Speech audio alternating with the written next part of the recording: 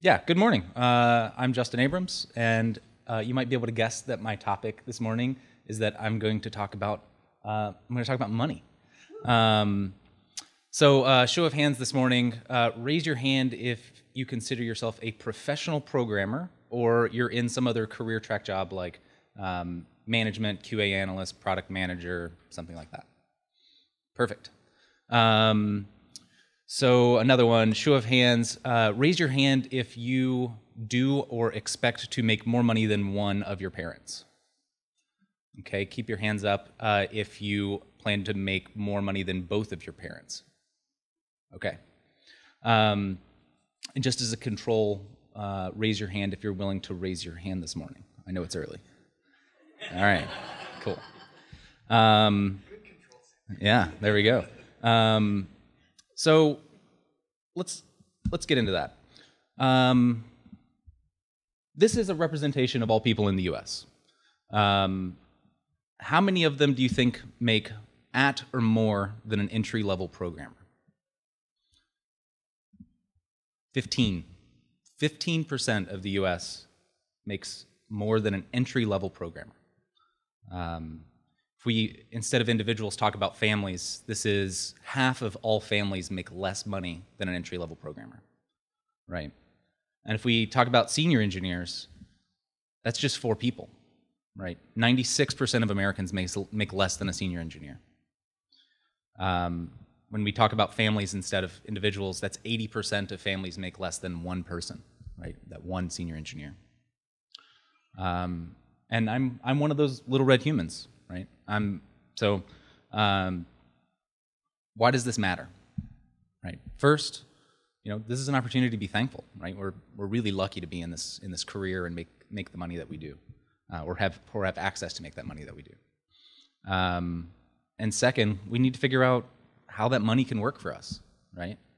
I'm going to talk a little bit about personal finance stuff because it's kind of difficult to get that perspective otherwise. Money's not really talked about much in our culture, except in kind of abstract terms or in gross numbers. My goal isn't to brag or anything, just to kind of give you an example of kind of what this looks like in actuality. So how can money work for you? One example of that is I have no debt, and another is that I'm just ending a self-funded 5-month sabbatical, where I get to work on things like a startup idea that I had, start writing a book, go on a trip, things like that. I was able to leave a really nice paying job at Google to go work at a startup here in Portland. Right? That takes a degree of financial privilege of being financially able to leave a job that pays well, which is not true for everyone. Now, financial literacy isn't taught in schools, and I know from the hands that you guys raised that you don't always have parents that made this kind of money. I know I didn't, and so this is something you have to figure out on your own. And I can tell you from experience that it's not cheap to learn these things on your own because you make really big mistakes. I'll give you a little disclaimer in that this is general advice, not specific advice, because I don't know anything about your financial situation. But I think these things apply to everyone. So let's talk about making money. Programmers are pretty good at this. We're in a job market that can't have enough programmers, right? Everyone knows of a job that's hiring someone. And in those jobs, we're paid well, right? But it's not all good news. The transparency is really difficult, and developers don't know what they should be paid. They don't know what their friends make and things like that because it's a difficult conversation to have with people. So instead, we're at a disadvantage when we're talking about salary negotiations and things like that. Managers don't really suffer the same problem because they know what people under them make, and they can talk to other managers and say, like, okay, well, what does that senior engineer make, right? And so they have a bit more access because it's not as personal. So in the interest of transparency, this is what people make. These are the salary ranges for a city about the size of Portland. It's a little higher if you live in somewhere like New York City. If you live in, Walla Walla, Washington, it's not going to be this. So if your salary is not in this range, what can you do? Well, one option is that you can go get a promotion. There's benefits to this, which is you know the company, right? You seemingly like working there. The downside to this is that there's a psychological concept called anchoring, which is that people are kind of stuck on a number, and that number is your current salary, and so that can make promotions really difficult. Another option available to you is to go find a new job, right? We're really lucky to have the sort of career possibilities that we do, where just leaving and going to find another job is pretty easy. The benefit of that is that they're focused more on the cost to fill that position and not on what you made in your last company. The bad side is that anytime you switch new jobs, it's an unknown unknown. It could be a terrible job that you're about to go into. I have a friend, Josh Duty, and he's written a book on how to negotiate salaries and how to get a promotion. And I have links at the end if you're interested, but it's fearlessSalaryNegotiation.com. That has personally been worth several $1,000s a year to me, reading his book. So strong recommendation there. For the basis of this talk, I'm going to be using kind of a mid-level salary of $75,000 a year. It just kind of makes the numbers work out easier. This advice still applies if you make less. The important thing is to not mess up, because it makes it difficult to get, you have to undo the work when you're at those lower salaries. But it's all you can deal with it after the fact. So why do we want to make more money? What's the point of more? One is happiness. Studies have shown that making $75,000 a year breeds a contentment with the direction of your life. Beyond that, you start hitting diminishing returns and things like that. But that 75K mark is a one that bears out in research. Another reason is that it's a reasonable proxy for how much you're valued in the company. If you're getting paid minimum wage at your job, what that actually means is the company is paying you the amount that is legally the least they're allowed to pay you, which is a strong way of saying, if we could pay you less, we would, but we're legally not allowed to, right? And you just don't see that sort of, the treatment of a minimum wage worker and a highly paid worker are pretty different. And getting that higher salary tends to get you that better treatment for what that's worth. But really the real reason is that money allows you to fund your dreams and your ambitions. And that's different for everyone. So mine was write a book and go on a bike trip and start a startup, right? Other people, maybe you want to spend time with your kids. Maybe you want to go to volunteer for a charity. Maybe you want to go on a trip to Europe. Whatever that is, money helps with that.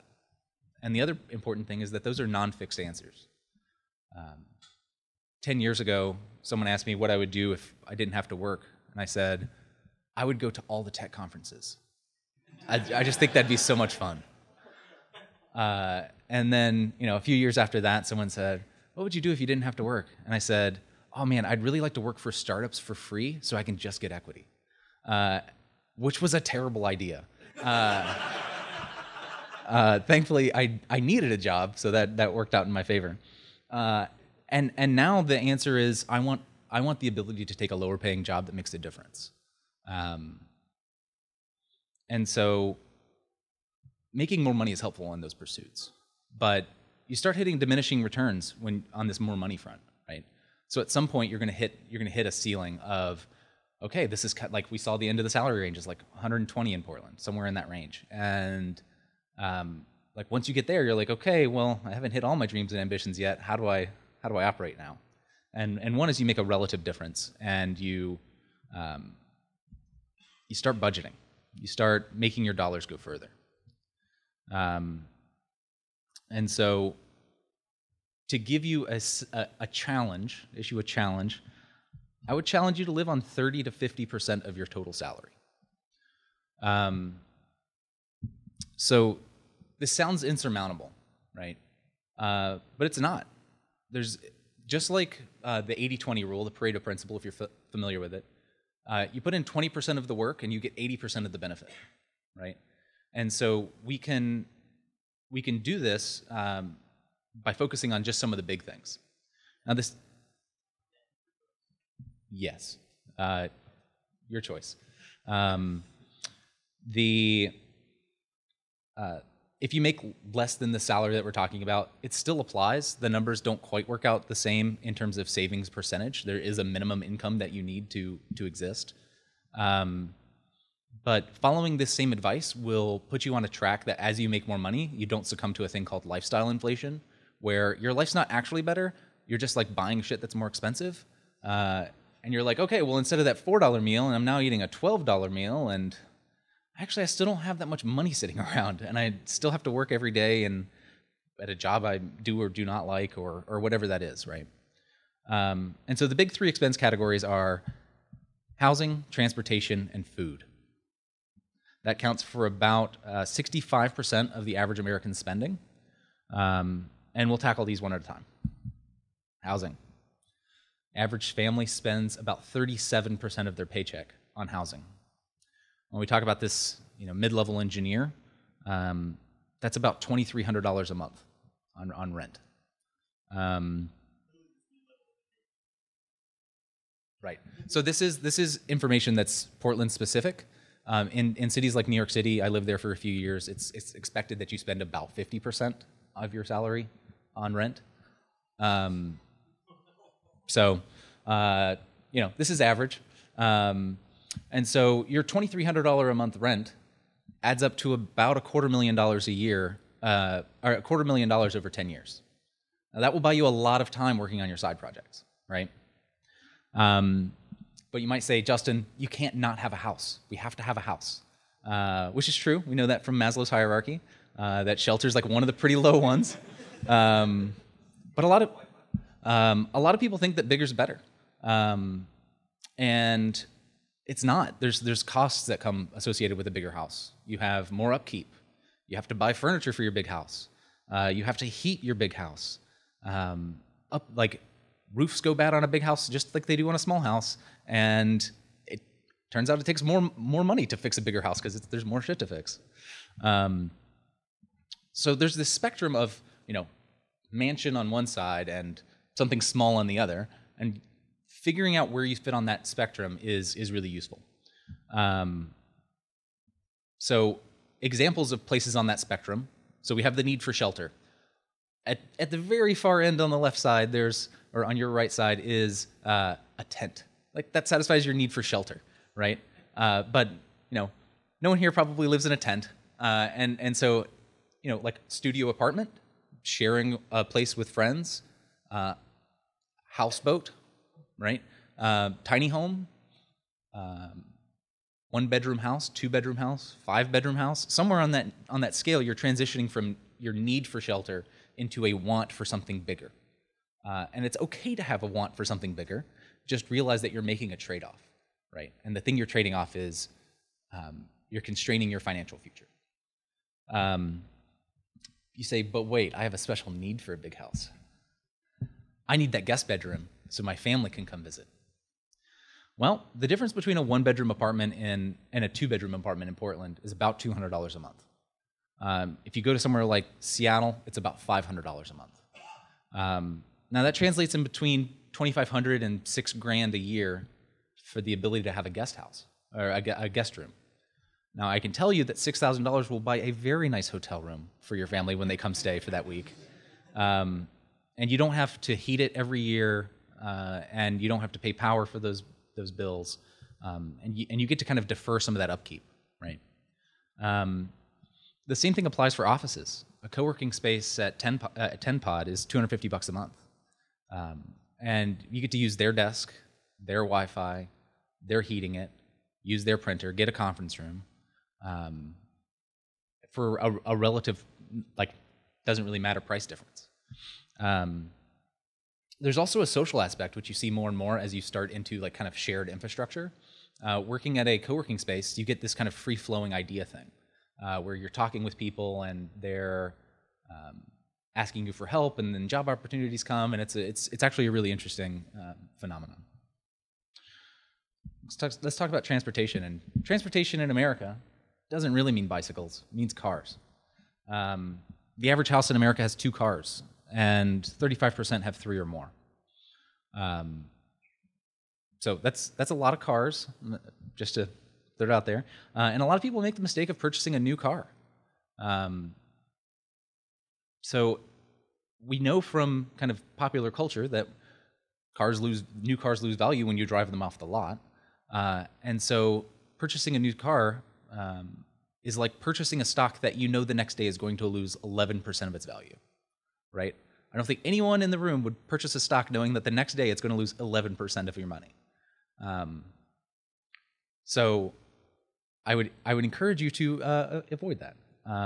But even used cars are not what they appear to be on the tin. If you think about the total cost of ownership of these cars, you have your monthly payment, and if you took out an auto loan, you have an interest payment. You have fuel costs, you have maintenance, you have insurance, and even beyond that, you've added a high degree of variability to your finances, because at any moment that car could break down, and you're on the hook for a few $1,000s to get around, right? Which kind of is a big draw on your finances from having to keep that money stagnant. So if you have to buy a car, and I would challenge you to consider that maybe you don't, buy a quality used car. Don't drive it much. If you're going on a trip that's less than a mile, walk there. If you're going on a trip less than 4 miles, take a bike trip. Otherwise, take public transit. Right? There's tons of options here in Portland. And the house that you choose from the previous thing should facilitate those goals. Like, you should choose a place that's near grocery stores and near the bar you want to hang out at, or near your friend's house, or near a park that you can use, right? So if you locate yourself near the things that you want to go to anyway, you can alleviate this need for a car, right? And so keep that in mind in your housing choices. Let's talk about food. Total cost of food is interesting. So only 30% of the money you spend at a restaurant goes to the food costs, and that kind of depends on your restaurant, but it's about right. You're paying for things like they have a building to serve you food in that you're paying for. They have people who are bringing you food that you have to pay for, and those people have health insurance that you have to pay for. Those people probably don't have health insurance that you're not paying for. That company is purchasing all their ingredients and paying sales tax. So you're paying sales tax to buy the food, and they're paying sales tax, and you're double paying for it, right? But it's not just about money in this case. Like, food is also about health. When you cook for yourself, you have more control over the healthiness of your food. You can use fresher ingredients. You can use better ingredients. You can lower the sodium content of your food, right? Having that control is actually really useful. And the other interesting thing is that kind of the average person doesn't eat that much variety in their food. Like, you're probably at like 10 unique dinners that you have in a month, I would say. And you kind of just reuse. You're like, okay, well, no, it's like 6 p.m. I want to eat this thing. I'll just go make a quesadilla and call it good, right? And the benefit of that is actually that you can become the expert in making that food exactly for you. And yeah, so you can kind of tailor this to your needs. As an example of food costs, it's pretty reasonable to get your grocery bill to about $100 a week. You can get it lower with if you're doing what's called purchasing loss leaders. Grocery stores actually give you things at a loss to get you into the store, and kind of using those things you can reduce those bills. And doing things like cooking in bigger batches and freeze can also be useful. Some people might say that, Justin, food is a big social activity for me, and going out to eat is important. I recognize that and would challenge you to to do that at home, right? I attend a weekly cooking party, which is a ton of fun, and it's going to someone's house with a big bag of ingredients and sitting down with your community of people and cooking food together. It's amazing. So you might think, what does this look like in practice, right? This is an example person who lives alone and commutes by bus. Their housing cost is around $950 a month, which I've checked on Craigslist. It's totally reasonable for this area. And they have some utilities which add up to their housing costs. Spending $400 a month in food, and they have a bus pass. Now, granted, this is not 100% of expenses, but it's not far off. And they're banking over $2,000 a month in excess. To put that into perspective, the average American under the age of 35 has a total net worth of $4,000. So every month, this person is saving half of the average net worth of someone under 35. Now, there's a version of this that's even less expensive, which is someone who lives with someone else, right? You can cut down on your rent cost, and sharing food. You don't have to buy as much of oil, spices, things like that. And if you take your bike instead of public transit, that's like dramatically cheaper. I was joking with a cousin of mine who lives out east, and I said, "Oh yeah, I had a major malfunction in my drivetrain, critical failure. It cost me $40 to replace the chain, and all is better." So the first version of this was someone living on about 40% of their living expenses, of their salary. This is an example of someone on around 25-ish. And so these numbers aren't crazy. They're just a bit non-standard, right? So what do we do with all this money, right? If we're saving, in one case, $2,000 a month and the other $2,500 a month, what do you do with it? Well, you save it and you pay off your debt. So excluding a mortgage, raise your hand if you have debt. Yes, keep your hand up. If you have anxiety about your debt, keep your hand up. Right. Okay. That means this talk is not going to be totally useless. Step one: don't get into more debt. This is how you fix this. It's really simple how to do this, but simple is not the same as easy. Pay cash. Don't make payments. Right. Payments are you paying someone else for the privilege of not being able to save money, or not being able to save money at the rate needed to buy something. So you want to buy that nice used car that we talked about earlier? Don't get an auto loan. Don't pay someone else the interest. Save up and pay for it in cash. At the point where you're saving $2,000 a month, it doesn't take long to get to the point where you're just buying the thing you want in a couple months instead of right now, right? Emergencies do happen, so you should have an emergency fund. It should probably be a couple $1,000s. And if you're a freelancer and have variable income, it should be bigger. The idea is that it covers spiking expenses. That used car you got broke down. You have a medical expense. There's a family emergency. Whatever those are, that's what that fund is designed to cover. And it doesn't have to be huge, that emergency fund. The reason is that you're living on 30 to 50% of your salary, which means that every paycheck you get covers that month's expenses. And the next one covers nothing. Like, you don't need the other one, right? And so every month you're getting half of your living expenses or more. And so the reason we don't start with debt payoff in the pay off your debt section is that it can be really demoralizing when you're paying off your debt and paying off your credit card, and then an emergency happens. You're like, I have a medical bill. I have to go to the hospital. I don't have any cash. I have to pay for it on my credit card, right? So we keep this buffer of money so we don't have to dip into that debt again. So, okay, we have a bit of money saved. The next step is to inventory your debt. You want to get numbers for everything, make up a spreadsheet. You want to know who you owe, how much you owe, what are the minimum payments, and what the interest rate is. And you'll end up with something that looks kind of like this. This is someone with about 20 grand in debt and and $50 in minimum payments. There's two ways to go about paying this off. One is the more correct I am a robot way, and the other one is the I am an emotional human way. And so the robot way is you sort by interest rate and you pay off the highest interest rate first until you get to the lowest interest rate things, and then you're done. This is useful because at the higher interest rates, you're paying more money to people that you've borrowed money from, and that is costing you money, and you pay the minimums on the rest, right?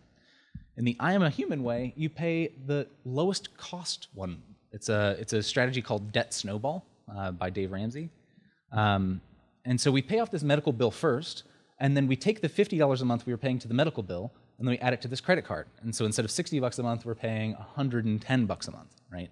And then when that one's paid off, we take that $110 and add it to the $140, and we're paying $250 a month on this car loan, and so forth. And you just get this compounding bucket of money that you can just slam into these debts, right? And it's really nice because paying off a bill has a huge emotional hit of not worrying about this money, right? About this owing someone and having another monthly minimum payment. So we're taking away until you're debt free, and then what happens? Well, now you start investing. And so to investing, this is like super adult things. You need to figure out your asset mix, and to do that, you need to know what your risk profile are. And to do that, you need to know what your time horizon are, right? And that all sounds really complicated until you realize that time horizon just means how long until you need the money. You know, if you're 60, like your time horizon is really short because you probably want to retire soon. If you're 20, you don't have retirement on the brain, so like your time horizon's comparatively longer. Risk profile is kind of where you sit on the risk versus reward ratio. You can go high risk and high reward, or low risk and low reward. Asset mix is kind of you want to mix those, right? And asset mix is just how much of each different thing you have. So it should account for your risk profile in that, what percentage of stocks versus bonds do you have, or real estate or whatever that is, and it should be diversified. You've heard about having a diversified portfolio is super important, and really what that means is, stocks versus bonds, like diversify across that, like high risk, low risk. Company size, you should get some stocks from big companies, some stocks from small companies, and foreign companies and domestic companies, or if you're in real estate, commercial real estate and residential real estate. And the idea here is that if something bad happens in one industry, it's non-correlated and it won't happen with the other industry. And so an example of an asset mix you might say like, oh, I'm 80-20, 80% stocks and 20% bonds, right? So I'm heavily invested in stocks. It's a pretty standard thing. Or as you get closer to retirement, it might be 60-40 or something like that. And you're choosing your mix. But your asset mix is pretty fluid. Stocks don't stay at the same price, and the market fluctuates. So if you have 10 shares in 2 different stocks, you have 20 shares. It's a 50-50 split. If stock A doubles in price and stock B halves in price, now you're at a 75-25 split, which is not what you want. You want 50-50. So to fix this, you do what's called rebalancing. It happens about once a quarter or once a year, depending. And it sounds counterintuitive, but what you do is you sell the one that made the money and you buy the one that lost money, which sounds crazy. You're like, that one just made money. Why am I going to get rid of it? It's going to make more money. Well, it's the same notion as buying low and selling high. This thing raised in value, so you sell it. It's selling it high. You buy the one that lost money because you're buying it low. So I have some biases. Let's talk about those. I'm not going to talk about real estate. It is not geo-diversified. That's a thing for me. Puts a lot of your eggs into the real estate basket because you're taking on this giant amount of money that you're talking about for. It eclipses your total amount of money you have invested, because if you're going to buy a $200,000 home, that's probably going to be like 95% of the amount of money you have invested, right? I'm not going to talk about startups. They're notoriously difficult to predict, and they're too high risk for me. I'm not going to talk about your stock options. It's, again, high risk, and it shows a lack of diversity in that it's also your salary, your source of your salary. And I'm not going to talk about picking individual stocks because it involves it's difficult to diversify with the amount of money we have to talk about. So, one, you should buy mutual funds. That's someone has mixed a bunch of stocks and will kind of share your, give you shares of that, right? Professionals pick the things and make sure it's all diversified and things like that. Good example here is there's a targeted retirement fund of 2050. It's the one that I personally invest in. And they kind of figure out the asset mixes for you and things like that and say like, okay, we'll adjust this to be lower risk as you get closer to retirement, things like that. So you tend to buy a little bit at a time, which is called dollar cost averaging. It means you're not paying too much for something and not paying, at the low end, which you'd like to do, but it's better to not pay at the high end. You might ask, how much will this return? The answer is I don't know, but a lot of people use 4% as a retirement metric. It's called your safe withdrawal rate. And that actually works out really interestingly because it means that if you save 25 times your living expenses, that 4% kicks in and you're living on interest, right? And so at this person who's living on $1,000 a month, which is the second example we showed, if you save $300,000, that 4% interest rate kicks over and you're getting $12K every year for doing zero work, right? It's not all about making money. Giving is important too. It's important to give back to our communities. We're super fortunate as programmers, and I feel personally obligated to give back. There's tons of great organizations that would love to have your money. EFF for digital rights, PyLadies, PSF, social good things like Amnesty International and things like that. Charity Watch is a fantastic resource. It gives letter grades to different charities about how they use their money and how they do fundraising. And GiveWell.org does a ton of research on how to have the most impactful dollar. And they do research based on financial records of different charities. And they care a lot about that. So definitely check into that. TLDR, make $75,000 a year. Easier said than done, right? But as programmers, we're lucky enough to be able to do that. 2, live on 30% of your income. 3, get out of debt and stay out. 4, invest your money. And then 5, help people. You can find my slides here. I'll also give you a recording of this talk when that becomes available. You can respond to that email you get, and I'll happily answer any questions you have about your financial situation, with the caveat that I'm by no means some expert. And I'm also working on a book on personal finance, and I'll give you like a special discount code when that happens. Thank you guys so much.